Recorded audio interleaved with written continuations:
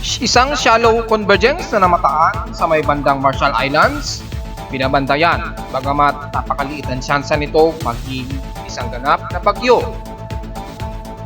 Nalalabi ng bansa magiging mas maliwalas at pantatamtaman lagi ng panahon, pero mga ilang kalat-kalat na pag-ulan ay iiral sa silangan pa rin ng bansa, especially sa may bandang eastern part ng Luzon, sa may Quezon Province at ilang bahagi ng portions pagitan ng southeast ng Visayas at northeastern ng Mindanao. Dulot pa rin ang umiiral natin na easterlies na nagsasalubong pa rin sa ating amihan o northeast monsoon. Pero buong bahagi ng Eastern Mindanao ay mas makakaranas ng mga ilang kalat-kalat na ulan, dulot ng cluster type ng mga kaulapan na magdadala ng ilang potential heavy rain showers.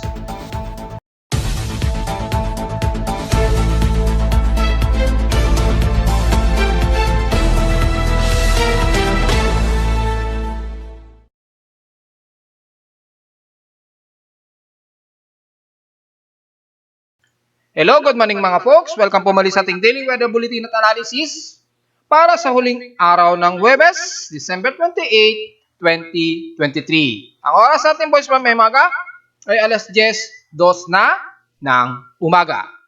Although magiging katamtaman ang lagay ng panahon sa halos buong bansa, pero ang typical na silangan ng Luzon at ilang bahagi ng bandyang north, eastern part ng Mindanao at eastern Visayas ay makakaranas ng mga ilang kalat-kalat na pag-ulan.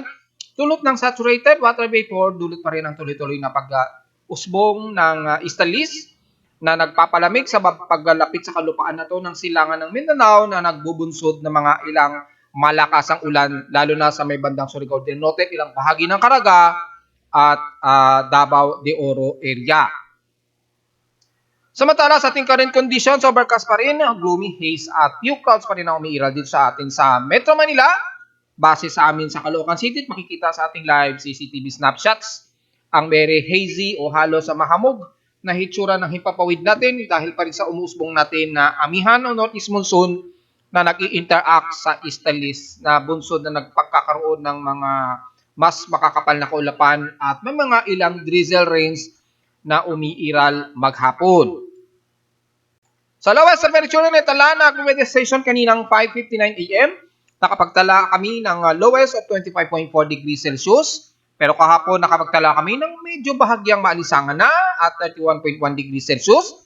Pinakamataas ito kanina kahapon ng 10:51 AM. Ibig sabihin, bahagya lang din tumataas ang ating heat index. Kahapon na nasa 38.2 degrees Celsius ang total heat index namin kahapon. Pero kung ikukumpara natin sa mga heat index nationwide mula sa data ni Pag-asa ay nangunguna sa may mas mataas ang heat index ang Puerto Princesa at sa bahagi ng Masbate sa may Bicol region na umabot sa parehong 42 degrees Celsius ang pinamakataas na heat index. So, ibig sabihin lamang ay mas mababa at mas comfortable ang heat index since kahapon sa Metro Manila. Nasa natin magtutuloy-tuloy yan habang umiiral ang ating amihan at sa ating PH extremes in past 24 hours, nangunguna naman sa may pinakamalinsangan pa rin ang Zamboanga Peninsula na pumitik sa 36.3 degrees Celsius ang grabing alinsangan sa bahagi niya ng Zamboanga Peninsula. Kaya gaya na aking report kahapon, ay expected nga po na lalagpas pa sa 35 degrees Celsius ang grabeng init dyan, halos dry season sa kanila. Kaya wag po masyadong magbibilat at magdala ng pananggalang, hindi lang sa magiging pag-ulan, lalo na sa silangang bahagi ng Mindanao, kundi sa tinding sikat ng araw, lalo na sa kanluran bahagi naman ng Mindanao. Sa Baguio City naman, nakapagtala sila ng pinakamababang temperatura na 16.1 degrees Celsius na pinaka-lowest na temperature sa bansa. At sa inulan naman ng bahagi pa rin dyan sa may silangang bahagi pa rin ng Luzon sa Infanta Quezon na inulan sa kanila ng heavy rain showers na umabot na 73.6 mm ang total rainfall. Ngayong araw, medyo drizzle rains lang umiiral sa amin sa Caloocan kaya nakapagtala na naman kami ng 0.3 mm lamang na wisik ng ulan. Kaya magpapatuloy yan habang umiiral pa rin ang salubungan ng ating easterlies at northeast monsoon. At sa pagitan niyan, sa may silangan ng Luzon, expected pa rin ang mga mga kalat-kalat na pag-ulan nitong maghapon ha mga folks. At sa ating outside humidity ay nasa 77%, nakatamtaman ang ating humidity. Pero bumababa ito ng 4% since last hour. Kapag sa gabi lamang at madaling araw at hanggang nitong 6:04 AM ay mas mataas na nasa 91% yung outside humidity. Kapag tumataas lang ang haring araw, bahagya lamang ito bumababa kapag sumikat na ang haring araw. Ibig sabihin mataas ang ating atmospheric pressure na nasa 1,016 hectopascals at medyo drier air po tayo bagamat katamtaman ng outside humidity natin. Mataas pa rin ang ating atmospheric pressure o kung titingnan ninyo sa satellite imagery, dikit-dikit pa rin ang isobars natin at steady ito since last hour. Sa tide and low tide status, manatiling halos maghapon pa rin mababa ang ating low tide sa may Pampanga Manila Bay. So layo-layo pa rin pero ingat pa rin sa bugso ng gale force wind sa may West Philippine Sea at pagtaas ng alon. Sa ating daily almanac ay sumikat ang haring araw kaninang 6:19 AM at inaasahan lulubog ito mamayang 5:35 PM. Madilim na po ito. At sa ating warning gibbous, katatapos lang ng kanyang maximum full moon na nasa 99% illuminated na lamang yung warning gibbous ng ating sinag ng buwan ay sisikat naman ito mamayang gabi at 6:38 PM. At kinabukasan naman ng umaga na ng 7:12 AM naman ito lulubog. Bahagyang nasa moderate ang ating air quality. So magmask po tayo mga folks. Nasa 20.30 micrograms per cubic meter ang ating air concentration ngayong umaga o index of 68. Medyo nasa moderate ang ating air concentration. So titingnan natin at magmask na lamang mga folks lalo na sa mga sensitibong mga baga natin. At sa ating local weather outlook para ngayong Huwebes at Biyernes o huling Huwebes at huling Biyernes ng taong 2023 ay inaasahan na magiging partly cloudy ang ating maghapon at ganun din bukas ng Biyernes. Pero may mga ilang partly cloudy ang halos natin maghapon at medyo may pagsikat pa rin ng araw ang iilan. Yung drizzle rains, typical na lamang yan dahil sa ating amihan at easterlies. Matik na po yan mga folks. So ang ating highest and lowest temperature expected ay maglalaro in 2 days from 31 to 32 degrees Celsius. And lowest temperature expected ay nasa 24 to 26 degrees Celsius. Dako naman tayo sa ating lagay ng panahon sa buong bansa. Halos kung titingnan natin ang buong mapa ng Pilipinas natin, gamit ang ating himawari heavy rain potential ay halos madalas lamang ang uulanin doon sa may bandang Quezon Province. Kung makikita ninyo ay since kahapon ay inulan ang bahagi ng Infanta, Quezon. Yung portion na yan ang iaasahan natin mas madalas na uulanin dahil dyan kasi madalas nag-accumulate ang shear line. Bagamat wala tayong shear line, pero yung salubungan kasi ng init at lamig dulot ng easterlies at hanging amihan ay pumapagitan dyan sa may bandang Quezon Province na yan o ng bandang Northeastern Luzon. Kaya nagdudulot po ng mga ilang kalatang pag-ulan pa rin ang iiral nitong maghapon. Yung areas na yan magdudulot ng mga ilang scattered rain showers at may mga ilang malakas ng pag-ulan umaabot sa ilang moderate and some heavy rain showers maghapon. So take note niya lamang yan mga folks, maging sa bahagi ng Camarines Norte, yung binilugan ko na yan ay asahan po ang mga kalat-kalat na pag-ulan dyan. So dahil dikit po sa Metro Manila, kaya medyo nakakaranas tayo sa Metro Manila ng mga ilang drizzle rain showers. Pero the rest ng buong Luzon, lalo na sa ilagang bahagi, magiging katamtaman. Siyempre, malamig pa rin at cold breeze ang iiral, pero magiging mas maaraw at mas drier po ang paligid na ito ng hilagang kanluran ng Luzon mula Ilocos Norte, La Union, Pangasinan area, Dagupan at ilang bahagi ng Zambales at portions ng Central Luzon. Dahil kung titingnan natin ang TRM, halos nagpa-blockade pa rin ang mga kabundukan nito na namamagitan dyan sa may kanlurang bahagi ng Lolo Luzon, kaya mas magiging maaraw sa inyo, bagamat mas makakaranas kayo ng malamig na simoy ng hangin pero magiging mainit sa umaga dahil sa medyo drier ang portion na yan. Kitang-kita naman sa ating TRM na mas maulap ang umiiral dito sa paligid nito ng bandang Apari, Cordillera at Region, ilang bahagi ng Cagayan area, Cagayan Valley at bahagi ng Isabela hanggang dyan sa may bandang Aurora Region. Makikita niyo yung kaulapan pagdating dito ay laging umiiwas pag sumapupo sa kabundukan ng pagitan na yan ng Abra. Ayan, nagdidito yung mga kaulapan. Nahaharang kasi ng matataas na kabundukan dyan sa paligid na yan. Ito, yan yung area na yan. Kaya kung makikita ninyo ay halos drier po at walang masyadong ulap sa bahagi ng Ilocos Norte, Ilocos Sur, Benguet, ilang bahagi ng La Union at Pangasinan area. Kaya dyan sa area ninyo dyan, mapapansin ninyo, mas direkta ang sikat ng araw, kaya mas mabilis po o mas mataas po ang drought index at tagtuyot dyan sa inyo mga folks. Kitang-kita naman sa ating satellite imagery. Hindi kagaya sa may silangang bahagi ng Luzon ay mas nagiging mas maulap, kaya mas madalas din ang mga nakakaranas na mga kalat-kalat na pag-ulan, lalo na sa bahagi nga po ng Quezon Province na aking binanggit at sa ilang portions ng Camarines Norte. At the rest ng Central Luzon, pababa na ng Metro Manila at ilang bahagi ng Calabarzon, magiging katamtaman din po. At may mga ilang party at hazy po na mga kaulapan ng iiral sa atin. Mula sa NCR, syempre hanggang sa may Batangas area at Laguna area. Maliban na lamang pag napit sa may bandang Quezon Province sa silangang bahagi, magdudulot na ng mas maulap at magiging mas kalat-kalat ang pag-ulan. Buong bahagi ng Mimaropa, magiging maliwalas po, fair weather po at matinding sikat ng araw po. So huwag masyadong magbibilad, magdala ng pananggalang sa tinding sikat ng araw. Magkaroon man ng ilang isolated rain showers, lalo na sa Kalayaan Islands, typically mga panandalian lamang.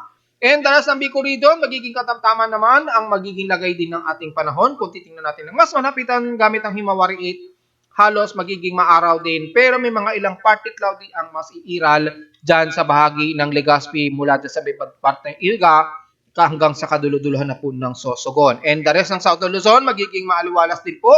Matindi rin ang sikat ng araw. Expected na medyo magiging maalinsangan ang lagay ng panahon sa inyo. And the rest ng Visayas region sa Kanluran, magiging maliwalas din at may parting alinsangan din ang iiral. So wag po masyadong magpa-dehydrate. Expected na magiging mainit po ang ating panahon ngayong maghapon. Magkaroon man ng isolated rain showers, typically mga ilang light to moderate showers lamang na panandalian lamang. Kabilang na ang bahagi ng parte ng Cebu, pero pagdating ng bandang Bohol, papasok ng bandang Leyte, dyan sa may bandang Baybay, pababa ng Maasin at Liloan, magiging mostly cloudy ang iiral. Expected din ang mga ilang kalat-kalat na pag-ulan na may ilang pagkidlat at pagkulong in the rest ng Borongan City dyan sa may Eastern Samar. Hindi gagaya sa may bandang northern part nito sa Lawang at Katarman, magiging mas maaliwalas at medyo matindi ang sikat ng araw. So expected ang medyo mataas na heat index din sa inyo dyan. So take note yan mga folks.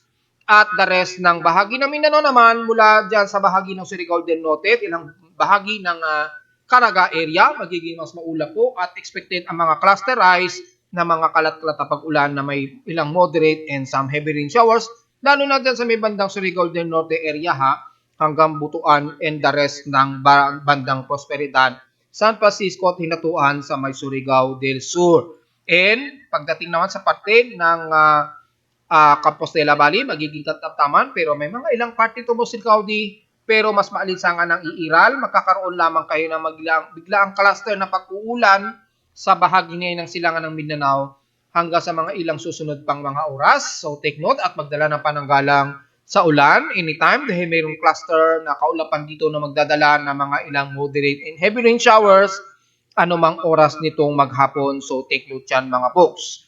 And the rest ng Davao region, all the way hanggang sa may Sorsogon area, magiging mas maalinsangan ang ating panahon dyan. Typically, isolated rain showers lamang ang iiral na may mga ilang pagkulog at pagkidlat all the way hanggang sa ilang bahagi ng BARMM zone. Kasama na ang bahagi ng Northern Mindanao, diyan sa may Cagayan de Oro at Ginuog, Iligan, papasok na ng Zamboanga Peninsula, which is mas maalinsangan ang iiral sa Zamboanga Peninsula. Huwag masyadong magpa-dehydrate mga folks, then I-expect lalagpas pa rin sa 35 degrees Celsius ang magiging tindi ng inyong alinsangan dyan. Magkaroon man ng mga ilang partly to cloudy at ilang mga kalat-kalat na pag-ulan pagdating sa hapon o sa gabi, dulot lamang yan ng water vapor cycles. At magkakaroon ng mga kalat-kalat, lalo na sa bandang Zamboanga del Sur, ilang bahagi ng Basilan at Hulusulu, sa kaduluduluhan na po yan ng ating bansa. So generally, ang halos buong 90% ng buong bansa magiging katamtaman at magiging maliwalas ang ating panahon. Typically lamang ang mga kalat-kalat na pag-ulan, lalo na sa may silangang bahagi ng bansa na ating binanggit sa Luzon at bahagi ng bandang Mindanao area.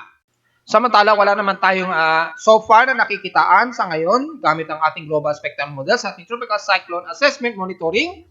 Bagamat yung kaniyang mga isobars nagkakaroon ng ilang detection of multi-cycle formation, pero very shallow lamang ito. Dahil kung titingnan natin sa ating convergence, may nakikitaan tayo ng mga ilang mataas na convergence sa may bandang Marshall Islands. Ayan o, naglalaro sa at least 22 kilometers per hour, pero very shallow ito at napakanipis.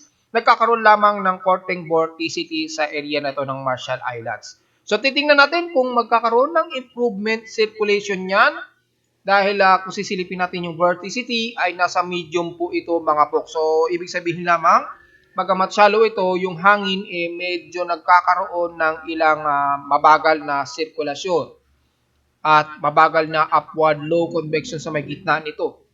So, kapag ganyan kasi, minsan nagpapakita ng senyalis yan na nagkakaroon na naman ng isang bagong shallow o low pressure area. Typically kasi, bago mabuo ang isang shallow low pressure area, nagkakaroon muna ng parang upward low convection, kahit na manipis ito, at ilang vorticity sa pinakagitna. Kapag nagkakaroon kasi yan, typically, mas low pressure area ang zone na yan. Kapag ganyan, nagkakaroon ng malawak na sirkulasyon, o kahit manipis ito, mga sa susunod na oras, sa mga susunod na araw, typically, minsan ay nagkakaroon ng organized development at nagiging isang low pressure area. Pero bagamat manipis lamang ito sa ngayon, ay atin lamang itong bamantahin muna. Sa ngayon ay mababa pa ang tsansa nito na magiging isang active invest formation. Magiging basehan lang naman natin yung ating convergence na bahagya nga pong nagkakaroon ng slight shallow convection, yung upward low development niya sa karagatan nito. Dahil mainit nga po yung karagatan dyan, so nagkakaroon ng balancing ng development upper vapor. Yung water vapor dyan, nagkakaroon ng significant. At dahil na rin sa effective ng ating Coriolis effect, dyan sa may bandang equator ay nagkakaroon nga ng slight circulation at nagkakaroon ng vorticity. Kung titingnan natin sa kontrahangin o divergence, ay makikita natin yung pagbaba ng mainit na temperatura ng hangin ay nagko-conduct na rin sa paligid nito ng convergence. Kapag kasi ganyan, typically nagiging isang nagiging isang investigative zone na po yan ng mga ibang weather agencies. Binabantay na po nila yan kahit na mababa ang tsansa pang maging isang active low pressure area. So titingnan natin, dahil wala pa naman tayong nakikitaan sa anumang West Pacific Basin natin na anumang anomaly sa ngayon. Pero sa ating mga computer models, may bahagyang nakikitaan si GFS. Ayan nga po, nanggagaling sa may bandang Marshall Islands. At slightly kumikilis ito pa west-northwestward. So mukhang nagtutugma sa pinapakita ng ating main wind circulation o monitoring. Ay so far ay atin itong munang babantayin kung magiging isang ganap o shallow low pressure area ito. Pinapakita maging ng ECMWF. Wala naman tayong nakikita kay ECMWF. Kay GFS, medyo aggressive na naman ang pinapakita. At kay NAVGEM ay halos sa kani-kanina lang bago siya mag-refresh, may ipinakita si NAVGEM. So tingnan natin pagka nag-reload na naman yung data kay NAVGEM. Kay Icon at GEM ay shallow lamang din ang ipinapakita nito. Ayun, sa may bandang Marshall Islands. At kumikilos ito palapit ng bandang Guam. Ayun, yung shallow niya. Hindi pa siya masyadong improve maging kay GEM, pero makikita yung pinaka-shallow circulation niya. So, medyo hilaw pa po yung ipinapakita ng mga computer models, pero at least medyo may significance na nagtutugma sa ating mean winds monitoring, lalo na sa convergence development sa may bandang Marshall Islands. Posibleng ito yung nakikitaan ng mga computer models. So mag-update ako sa Facebook page na mga further developments ito within 55-hour period. Tingnan na lamang natin. Baka sa unang linggo na to ng bagong taon ng 2024 natin siguro makukumpirma yung significant development itong posibleng maging invest. So tingnan na lamang po natin kung mangyayari yan. Just in case na maging isang invest yan, posibleng tawagin niyan as either 94W siguro, or dahil magpatapos ang bagong taon, baka i-reset na naman yan sa another, magre-reset siya sa panibagong 90W. So tingnan na lamang natin kung itutuloy yan ng ating mga automated weather monitoring, lalo na nung tropical cyclone monitoring natin sa ating cyclone sector, kung i-reset ito or manatiling tataas ito as 93 o 94W. Tingnan na lamang natin, mga folks.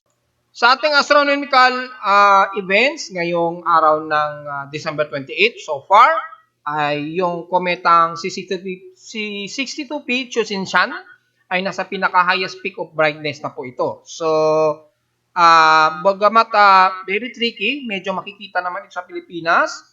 At medyo tricky na lamang itong makikita dahil halos malapit pa rin ito sa pinaka-path ng liwanag ng araw. So, kung may long exposure telescopes tayo o kahit telephoto lens, makikita ito kahit ng mga binocular. Kung binocular ang gagamitin, medyo tricky lamang dahil magpapangagaw kasi yung liwanag ng horizon ng araw. At timingin nyo na lamang siguro, siguro bago lumubog yung haring araw mamaya, doon lamang siguro siya medyo makikita sa may bandang west bago lumubog yung araw. Yung pagtakip silim nito, since mas maaga tayong magiging madilim dito, lalo sa Luzon, mukhang mas magandang makikita agad dito bago tuloy yung matabunan nito ng lower horizon. Very tricky lamang. So, timing na lamang sa pagkuha nito at ipopost ko yung pinakadetalye nito sa aking Facebook page. Basahin na lamang ninyo mga folks. At yung cluster na NGC 2332 ay makikitaan naman ito sa napakagandang liwanag. Kaya lang, mayroon tayong full moon pa rin. O halos, hindi naman siya totally full moon, pero mataas pa rin yung illuminated ng buwan. Medyo nag-aagaw yung brightness ng NGC 2232 dun sa mag-view sa mga telescope natin sa Pilipinas. So, medyo very tricky dahil magnitude 3.1 kasi, 3.9 kasi ito. So, medyo very faint. Medyo malabo siyang makita gamit ang binocular.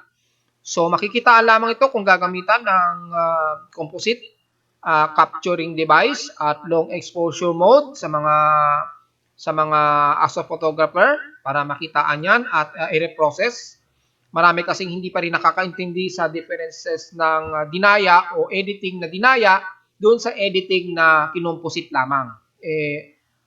May araw na magdi-discuss ako tungkol sa mga yan. Pag-aaralan muna nating maigi yung mga significance ng astronomical events at ano ba ang pinagkaiba ng pagpepeke ng mga astrophotography sa inedit na dinaya, sa inedit na hindi ito dinaya. Doon kasi nagkakaroon ng pagkalito ang mga tao na kahit na inedit ito para lang luminaw yung composite, iniisip nila ito ay pineke lamang. So magpapaliwanag din tayo balang araw dyan. Sa ngayon, ay ipopost ko sa Facebook page yung magiging significant itong astronomical event natin ngayong araw. At narito naman ang ating 3D 20 weather forecast para sa huling araw ng Huwebes, December 28, 2023.